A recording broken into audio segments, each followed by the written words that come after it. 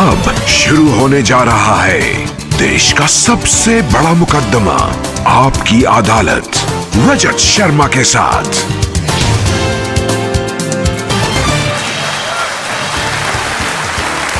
नमस्कार, आपकी अदालत में आपका बहुत बहुत स्वागत है। आपकी अदालत में हम ऐसे लोगों को इनवाइट करते हैं जिनको लेकर जनता के मन में उत्सुकता रहती है, जिनसे लोग सवाल पूछना चाहते हैं, जिनके बारे में लोगों के मन में क्यूरियोसिटी होती है। पिछले दिनों मैं जहां भी गया, लोगों ने मुझे एक शख्स के बारे में कहा, आप इन्हें आपकी अदालत में बुलाइए, और मैं भी सोचने के लिए मजबूर हो गया, ये कौन है जिसके बारे में हर पब्लिक फंक्शन में लोग मुझे कहते हैं, जिसके बारे में लोग मैसेज भेजते हैं, दर्शकों की बार बार मांग आती है। पता किया, इनकी सोशल मीडिया पर काफी फॉलोइंग है। जब ये अपने घर से बाहर निकलते हैं तो सड़क पर ट्रैफिक जाम हो जाता है, लाखों लोगों की भीड़ इकट्ठा हो जाती है। इस शख्स को आपकी अदालत में आमंत्रित कर रहा हूं। प्लीज वेलकम बागेश्वर धाम के प्रमुख धीरेन्द्र कृष्ण शास्त्री।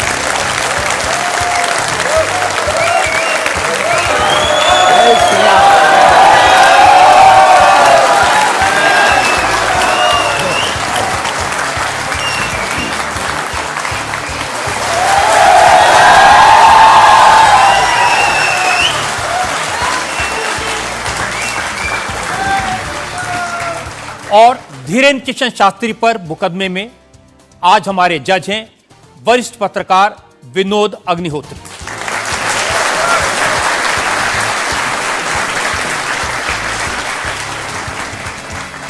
इससे पहले कि मुकदमा शुरू करें, इल्जामात सवालात का सिलसिला शुरू करें, आज के जज विनोद अग्निहोत्री की इजाजत चाहेंगे आज की कार्रवाई शुरू करने के लिए। इजाजत है मुकदमा शुरू करने की। और इससे पहले कि पहला इल्जाम लगे शास्त्री जी पर, एक नजर डालते हैं शास्त्री जी के लाइफ पर।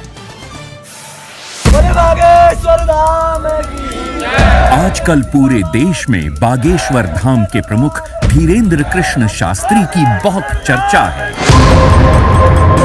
कोई उन्हें चमत्कारी कहता है, कोई उन्हें अंतर्यामी कहता है, कुछ लोग उन्हें पाखंडी कहते हैं, लेकिन धीरेन्द्र कृष्ण शास्त्री खुद को पक्का सनातनी बताते हैं। अब हिंदू एक हो जाओ, सनातनी एक हो जाओ, यही हम चिल्ला रहे हैं कब से। शक्ति का प्रभाव दिखाना यही हमारा उद्देश्य है। धीरेन्द्र कृष्ण शास्त्री का दावा है कि उनके ऊपर बजरंगबली की विशेष कृपा है। वो भक्तों का दुख दर्द सिर्फ अपने इष्ट तक पहुंचाते हैं। चूंकि भक्तों पर कृपा बरस रही है, इसलिए धीरेन्द्र कृष्ण शास्त्री का प्रताप भी बढ़ रहा है। उनके भक्तों की संख्या अब लाखों में है। धीरेन्द्र कृष्ण शास्त्री सिर्फ 26 साल के हैं। साल 2 साल में ही बागेश्वर धाम के पीठाधीश्वर के रूप में वे विख्यात हो गए। अब बड़े बड़े मंत्री और अफसर भी उनके दरबार में हाजिरी लगाते हैं। धीरेन्द्र कृष्ण शास्त्री सबसे पहले नजरों में आए जब संस्कार टीवी पर उनकी भागवत कथा दिखाई जाने लगी। फिर वो चमत्कार भी दिखाने लगे। 21वीं सदी के इस कथावाचक के वीडियो आजकल हर मोबाइल में है। बाबा इंस्टाग्राम से लेकर फेसबुक तक हर जगह छा चुके हैं। जैसे जैसे धीरेन्द्र कृष्ण शास्त्री की लोकप्रियता बढ़ी तो विवाद भी सामने आ गए। धीरेन्द्र कृष्ण शास्त्री का दावा है कि वो कोई पैसा नहीं लेते। जो उनके दरबार में आना चाहता है उसे सिर्फ हनुमान जी के यहाँ नारियल बांधकर अर्जी लगानी पड़ती है। धीरेन्द्र कृष्ण शास्त्री एक अच्छे वक्ता हैं। अब उनका संकल्प है कि वो सनातन धर्म को घर घर पहुंचाएंगे और भारत को हिंदू राष्ट्र घोषित करवाएंगे। आपकी अदालत में धीरेन्द्र कृष्ण शास्त्री अपना मुकदमा खुद लड़ेंगे। तो आइए शुरू करते हैं आज का मुकदमा। आपकी अदालत में पहला इल्जाम धीरेन्द्र कृष्ण शास्त्री पर। आपकी अदालत में बागेश्वर धाम के प्रमुख धीरेन्द्र कृष्ण शास्त्री पर आरोप है कि ये पब्लिसिटी के लिए स्टंट करते हैं। शास्त्री जी, बहुत सारे लोगों ने मुझे कहा कि आपको आपकी अदालत में बुलाएं, सोशल मीडिया पर आपकी मैंने देखा बहुत लंबी चौड़ी फैन फॉलोइंग है, 40 लाख लोग आपको फॉलो करते हैं। बहुत सारे वीडियोस मुझे लोगों ने भेजे। आप सड़क पर निकलते हैं तो चारों तरफ भीड़ लग जाती है। तो एक वीडियो मैं जनता को दिखाना चाहता हूं जो आपके लोगों ने मुझे भेजा है।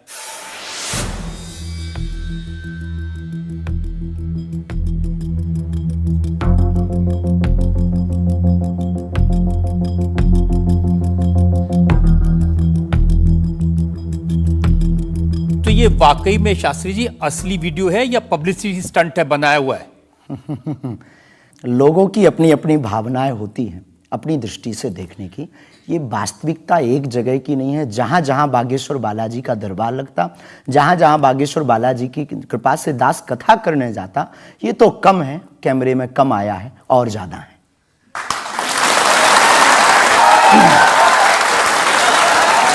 लेकिन 26 साल की उम्र में इतनी चर्चा, इतनी पब्लिसिटी, ऐसा क्या है आप में? जिसका गुरु बलवान होता है, चेला पहलवान होता है। जो लोग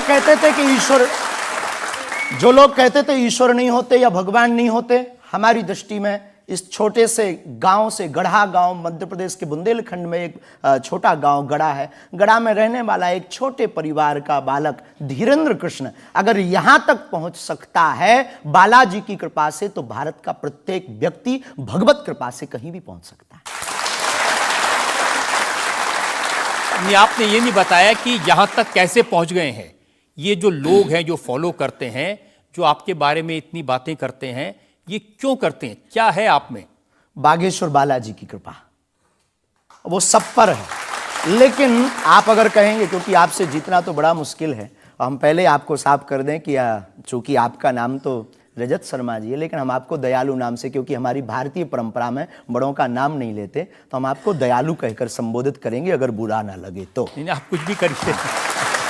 वैसे हम आपके यहाँ आज मेहमान हैं, तो ये हमारा अधिकार भी है। तो दयालु जी, हमारे ऊपर, सबके ऊपर बागेश्वर बालाजी की कृपा है। लेकिन हमने अपने गुरुदेव की जो चरणों की सेवा की, उस सेवा के माध्यम से ऋषि परंपरा की जो मंत्र विधा हमको प्राप्त हुई है, वो हमारे पास एक ऐसी अनूठी है जिससे पूरा विश्व की मंगल कामना भी करते हैं। पूरा विश्व अपनी समस्याओं के समाधान के लिए गुरु के नाते बागेश्वर धाम चला आता है। शायद इसीलिए लोग हमारे पास आते हैं। मैंने तो ये देखा कि जब से आप संस्कार टीवी पर आना शुरू हुए और लोगों ने आपके प्रवचन सुने, उसके बाद लोकप्रियता बड़ी तेजी से बढ़ने लगी। हाँ, ये कह सकते हैं माध्यम है, परंतु देखो साधन है, साध्य नहीं। दरबार 3 पीढ़ी से लग रहा, हमारे दादा गुरु जी भी लगाते थे, हम भी 11 साल से लगा रहे। नजर आपकी आज पड़ी है अब इसमें, और हमें ये लगता है कि इसमें ये हमारी गलती नहीं है, देखने वाले की गलती है। बड़ी देर से देखा है हमें, हम तो पहले से ही गुरु कृपा से चमकदार थे। मुझे तो लग रहा है बहुत जल्दी देख लिया आपको, अभी तो आपकी उम्र ही कुछ नहीं है। हम उस परंपरा से हैं, जब 5 वर्ष की अवस्था में ध्रुव जी लीला कर सकते हैं, प्रहलाद जी लीला कर सकते हैं, तो हम 26 साल में क्यों नहीं लीला कर सकते? तो आपने क्या क्या लीलाएं की हैं? कोई ऐसी लीला नहीं की जिसमें हम फंसे हैं, लेकिन आपकी अदालत में आए हैं, तो आपके उसमें आप जो कह रहे हैं, तो हमारे जीवन में गुरु कृपा से जो जो किया सब सनातन के लिए किया, और केवल सनातन के लिए करें। लीला का मतलब ये, हम कोई ईश्वर नहीं है, हम कोई भगवान नहीं है। साधारण जैसे ये इंसान है, वैसे हम मानव हैं, हम में कोई अलग नहीं है। बस हमने अपनी परंपरा को ठीक से जाना, ये अलग है। आप जब स्कूल में पढ़ते थे तो जैसे बाकी छात्र होते हैं ऐसे ही थे लगभग, और मास्टर जी कहते थे ये स्कूल में ना है तो अच्छा है, इतना शरारती है? हाँ, उपद्रवी तो थोड़ा थे, क्योंकि हम जाते थे तो एक तो बहुत कम जाना होता था, लेकिन बहुत गंभीर और सौम्य भाव से हम जाते थे, और लोगों की भावनाएं हमारे पास रहती थी। चूंकि हमारे दादा गुरु का नाम बहुत प्रसिद्ध था, तो दादा गुरु के कारण लोग हमको भी प्रेम देते थे, स्नेह देते, दुलार देते। हमारे दादा गुरु जी को हनुमान जी का 2 बार साक्षात्कार हुआ, ऐसा हमने माना और उनके अनुयायियों ने माना।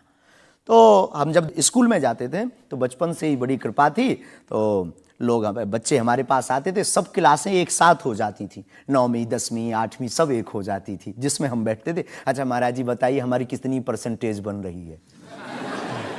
तो हम वो बचपना उस वक्त ऐसा भाव रहता था दिखाने का। अब तो बहुत गंभीर हो गए, लोगों ने कह करके हमें बड़ा गंभीर बना दिया। तो वो भाव रहता, अच्छा ठीक है तेरी प्यारे 56% बन रही और मेहनत कर 60 हो जाएगी।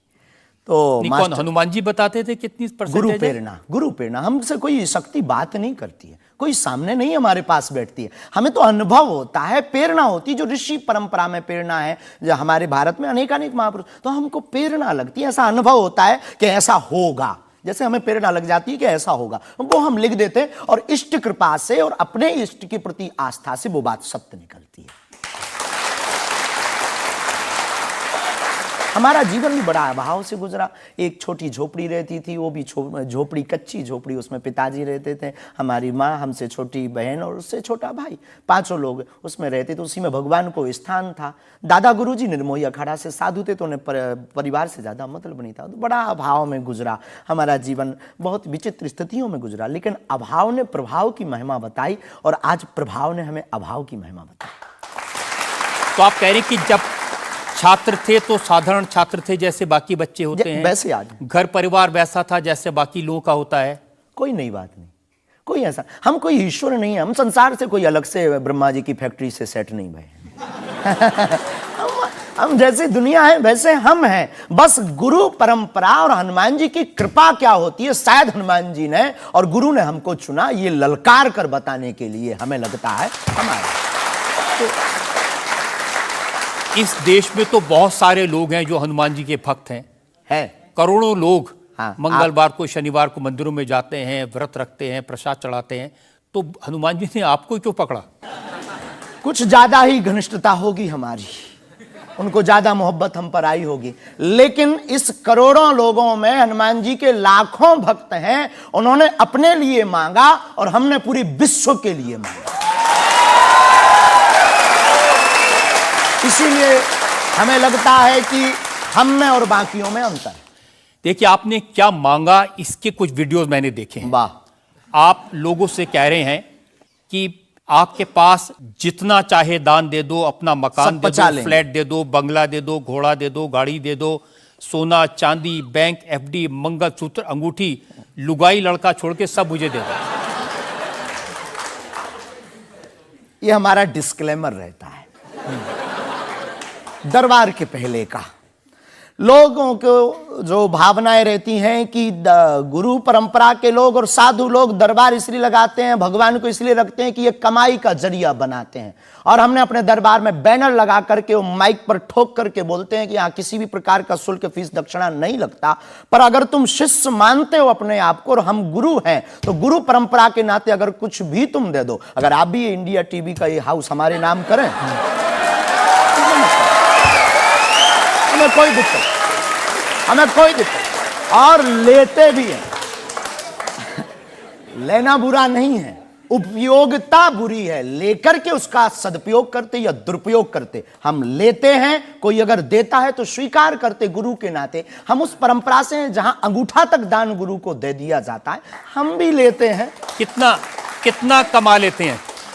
हमारी तो कोई फिक्स कमाई नहीं है, क्योंकि हमारी कोई कंपनी या बिजनेस नहीं है। कोई चढ़ा जाता है, हमारे पास करोड़ों सनातनियों का प्यार, लाखों करोड़ों लोगों की दुआएं, हजारों संतों का आशीर्वाद, इतनी कोई हमारी हिसाब कमाई किताब तो रखता होगा ना कि कितना पैसा आया। जितने सनातनी उतनी कमाई, हिसाब आप लगाओ।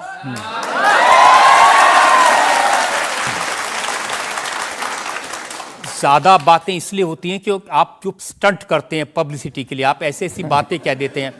आप कहते हैं कि बिना वीजा के हनुमान जी रावण की लंका में घुस गए थे।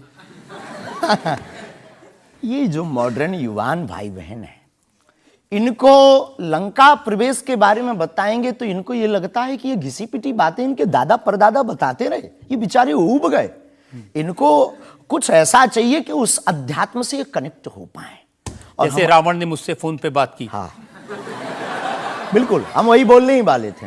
लगता है आज हमारी शक्ति आपके पास पहुंच गई। तो हमें आपको समझाना है, रावण से फोन का बात का मतलब सबके अंदर रावण बैठा है।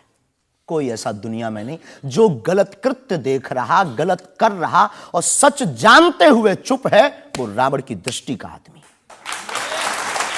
तो हनुमान जी लंका गए, इसको इन युवानों को कैसे जोड़े? इन्हें तो वीजा, पासपोर्ट, फॉरेनर ये शब्द पता है, तो इनसे कनेक्ट करने के लिए हमारा अध्यात्म इतना विशाल और इतना अथाह है कि उसमें कुछ भी आप डाल दो वो आप स्वीकार सोच रहे हैं करेंगे। कि आपको अध्यात्म पता है, इनको नहीं पता।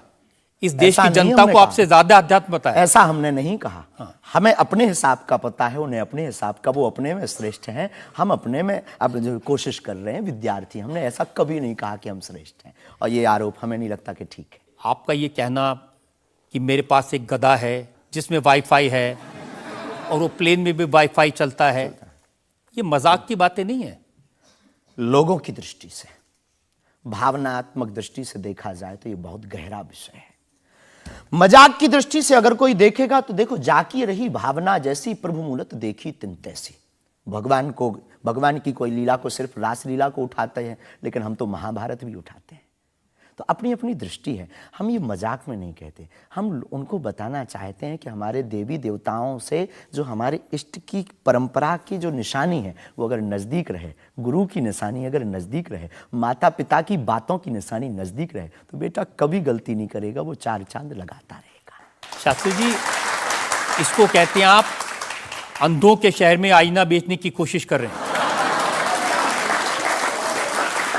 ऐसा हमारा भाव नहीं है, अपितु हमारा भाव ये है कि उस केवल वाईफाई को हम बताते नहीं, उसकी महिमा भी बताते हैं, और दरबार में आने वाले लोगों को उसकी महिमा का अनुभव भी कराते हैं। तो फिर वो जो बात मजाक की है ना, वो फिर अध्यात्म, आस्था, ईश्वर से जुड़ करके नास्तिक भी आस्तिक बन जाता है। देखिए, आपको भोले भाले लोगों को बताना चाहिए कि भाई ये मैं मजाक में कह रहा हूं, विनोद हम कहते भी हैं। और ये मैं ये असल हम में बहुत कह बार बोलते हैं, विनोद हम कर रहे हैं, हम बहुत बार बोलते हैं। अब कोई हमारे विनोद को सीरियस ले ले तो वो उसका निजी अनुभव है। तो अब मैं लोगों को बता दूं कि एक बार बगैर टिकट पकड़े गए थे आप रेलवे में। हाँ, ये तो बताना चाहिए, बिल्कुल पकड़े गए थे। लेकिन ये भी बताइए कि हम टीटी से ही 1100 रुपया लेकर आए थे। उसी टीटी से लेकर आए थे, और जिस वाईफाई की आपने चर्चा की उसी वाईफाई की दम पर उसके बाप का नाम बताकर लेकर आए थे। इसी तरह की बातें कह के ऐसे दिखाते हैं जैसे चमत्कार कर दिया, जैसे मेरे ऊपर हनुमान जी की बहुत कृपा हो गई, मैं भविष्यवक्ता हूं, और फिर जो भोले भाले लोग हैं वो प्रभावित हो जाते हैं। हमने कभी ये नहीं दावा किया कि हम चमत्कारी हैं। आज भी आपकी अदालत में हम कहते हैं कि हम कोई चमत्कारी नहीं है, हम कोई ईश्वर नहीं है, हम कोई महात्मा नहीं है, हम एक आम इंसान हैं। लेकिन हमारी अपने इष्ट की प्रति आस्था, ऋषि परंपरा के प्रति आस्था है, जो महर्षि वाल्मीकि से पत्र दरबार की महिमा चली है, उस महिमा का हम अनुकरण करते हैं, और उस आस्था में उलझनों में का रास्ता मिल जाता है, तो उसे आप चाहे चमत्कार मानिए अथवा फिर आप अपनी बुद्धि से जो जिसने जो जाना वो हमें माना। देखिए शास्त्री जी, बहुत सारे ऐसे लोग हैं, गरीब हैं, परेशान हैं, बीमारियों से थके हारे हैं, डॉक्टर से आशा छूट जाती है, हॉस्पिटल से आशा छूट जाती है, वो आपके पास आते हैं, वो सोचते हैं यहाँ इलाज मिलेगा। किसी का बच्चा बोल नहीं सकता, किसी का बच्चा चल नहीं सकता, वो लोग बड़ी आस्था विश्वास लेके, जो मैंने जानकारी हासिल की, वो आते हैं, सोचते हैं कि यहाँ से शायद उन्हें कोई रास्ता दिख जाएगा, और उन्हें मिल जाता है। जो आते हैं श्रद्धापूर्वक आते हैं। देखो, जिंदगी में अगर वो परेशान है और डॉक्टर से परेशान होकर के या कहीं से भी निराश होकर के आया और उसे कुछ मिले ना मिले, हम ये तो नहीं कहते, जिसकी जितनी निष्ठा उसको उतना हमारे बागेश्वर बालाजी के दरबार में मिलता। और अगर नहीं मिलता, और अगर उसे जीवन जीने की अगर डांडस और सात्तावना मिलती है, तो क्या ये भी कम है? बिना पैसों में, बिना दक्षिणा दिए, बिना कुछ लगे अगर हनुमान जी से जुड़ रहा, अगर वो प्रभु से जुड़ रहा, अगर उसे जीवन जीने में 4 दिन की जिंदगी है, डॉक्टर ने कह दिया तो मर जाओगे, लेकिन बागेश्वर धाम के नाम से उसके चेहरे पे मुस्कुराहट है कि मेरा हारे का सहारा है, तो अगर ये मुस्कुराहट उसके चेहरे पर आती, इससे किसी को गुस्ताखी क्यों? देखिए, अगर बागेश्वर धाम आने से लोगों का इलाज हो जाता है, तो फिर आपको कैंसर हॉस्पिटल बनाने की क्या जरूरत है? यही तो हम बताना चाहते हैं कि दुआ और दवा दोनों आवश्यक है। हमने ये नहीं कहा कि हम डॉक्टरों के खिलाफ हैं। अब मैंने पूछ लिया तो आपने दवा ऐड कर दिया उसमें। नहीं, हमने औषधालय बागेश्वर धाम पर खुलवाया है, और मंदिर के समीप खुलवाया है। वहां पर ग्राम पंचायत का भवन है, वहां पर आयुर्वेदिक औषधालय है। दुआ और दवा मतलब नीचे दवा है, और वहां ठीक नहीं हुए तो दुआ के लिए चढ़ जाओ मंदिर पर। दोनों काम करें, ठीक है। और ये कोई नई बात नहीं है, हमने ऐड नहीं की, डॉक्टर खुद ऐड करता है, ऑपरेशन करता है, जब ठीक नहीं होता तो वो भी कहता है तुम भी प्रार्थना करो। लेकिन ये सही है कि जिस इलाके में आप हैं उस इलाके में बहुत सारे ऐसे लोग हैं जो इसी तरह पर्ची निकालते हैं, जो इसी तरह दुआ की बात करते हैं। पूरे भारत में ऋषि परंपरा के अनेक लोग हैं, बहुत लोग तो नहीं कह सकते, पर अनेक लोग पूरे भारत में हैं। और केवल हमारे इलाके में नहीं, पूरे भारत में। हमारे इलाके में बागेश्वर बालाजी की महिमा और दादा गुरुजी के पास दरबार से, कृपा से बहुत से महापुरुष और भी। मैं बताता हूँ, एक लवलेश नाम के गुरुजी हैं, 20 साल की उम्र है, और वो भी इसी तरह से पर्ची निकालते हैं। हम कभी ऐसे मिले नहीं, इस भाव से हमारा कभी मिलना नहीं हुआ, और इस विषय पर उनका निज मत हो हम कह नहीं सकते, ईश्वर जाने। नहीं, मत तो पता नहीं, उनके ऊपर रेप का इल्जाम है और वो जेल में है, कह नहीं सकते। तो उस एरिया में ऐसे और भी बहुत सारे लोग हैं। अभी हम अर्जी लगाने के हिसाब से घूमे नहीं हैं, आप कहो तो इस बार जाकर के घूमेंगे कितने लोग हैं। अभी तो हमें एक पता है, छतरपुर जिले में एक गढ़ा गांव है, वहां बागेश्वर धाम है, वहां सदगुरु सन्यासी बाबा से परंपरा चली दरबार की, आप भी आइए।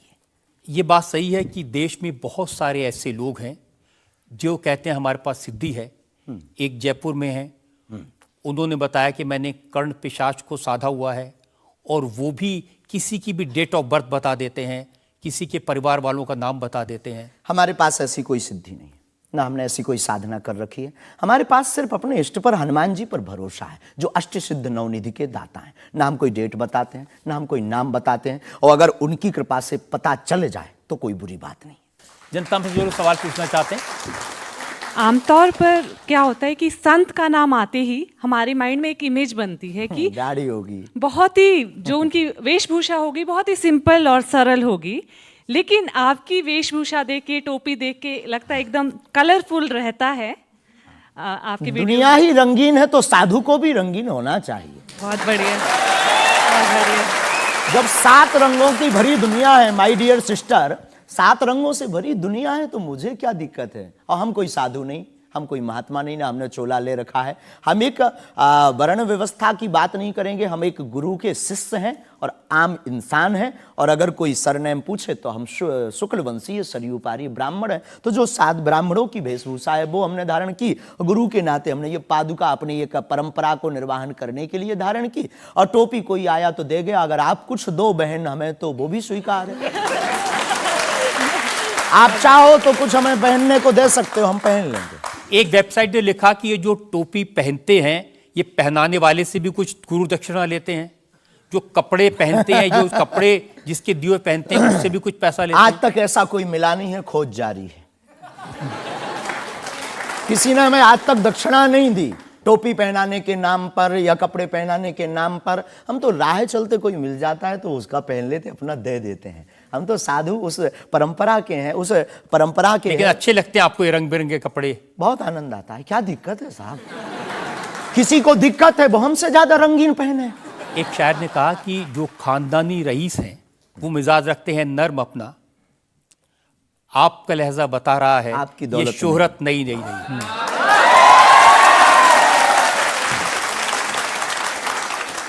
लोगों को लगता है, हमें लगता है कि हमारे जीवन में न हमें धन प्रिय है, न मान प्रिय है, न सम्मान प्रिय है, हमें हनुमान प्रिय है। और हमने जब से जन्म लिया तब से हम धनवान हैं, क्योंकि हमारे हनुमान हैं।